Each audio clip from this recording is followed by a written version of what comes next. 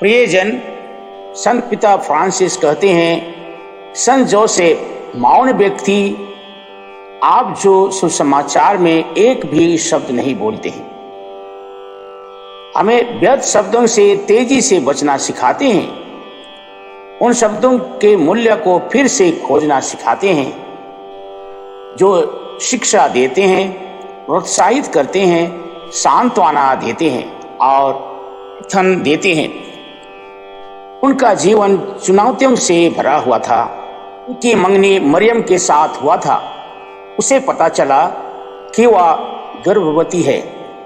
Joseph उनको चुपके से त्याग देने की सोच रहा था, क्योंकि वह धर्मी था और मरियम को बदनाम नहीं करना चाहता था।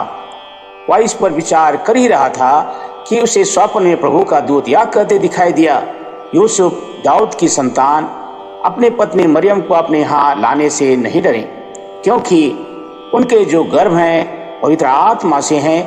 वे पुत्र प्रसव करेगी और उनका नाम ईसा रखेंगे, क्योंकि वे अपने लोगों को उनके पापों से मुक्त करेंगे। जब बालक पर जीवन का खतरा मंडराने लगा था, तो वह शिशु यीशु और मरियम को ले जाकर अनजान स्थान चले गए। जब यीशु 12 वर्ष के थे और मंदिर में खो गए, तो पिता का दर्द देखने लायक था। वे अपने कर्तव्य के प्रति ईमान थे।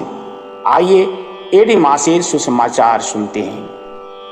आज का सुसमाचार संत मत्ती अध्याय 1 पद संख्या 16 और 18 से 21 और 24। याकूब से मरियम का पति योसेफ और मरियम से ईसा उत्पन्न हुए, जो मसीह कहलाते हैं। ईसा मसीह का जन्म इस प्रकार हुआ। उनकी माता मरियम की मंगनी योसेफ से हुई थी, परंतु ऐसा हुआ कि उनके एक साथ रहने से पहले ही मरियम पवित्र आत्मा से गर्भवती हो गई।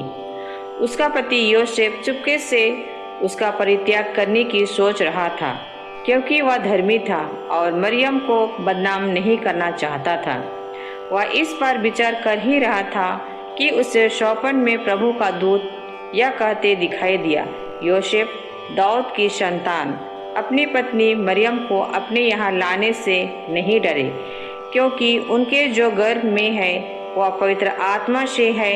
वे पुत्र प्रसव करेगी और आप उसका नाम ईसा रखेंगे, क्योंकि वे अपने लोगों को उनके पापों से मुक्त करेगा। योसेफ नींद से उठकर प्रभु के दूत की आज्ञानुसार अपनी पत्नी को अपने यहाँ ले आया। आज का दिव्यवाणी मुझे, मेरे बच्चे और मेरे परिवार को आशीर्वाद से भर दे। आमीन।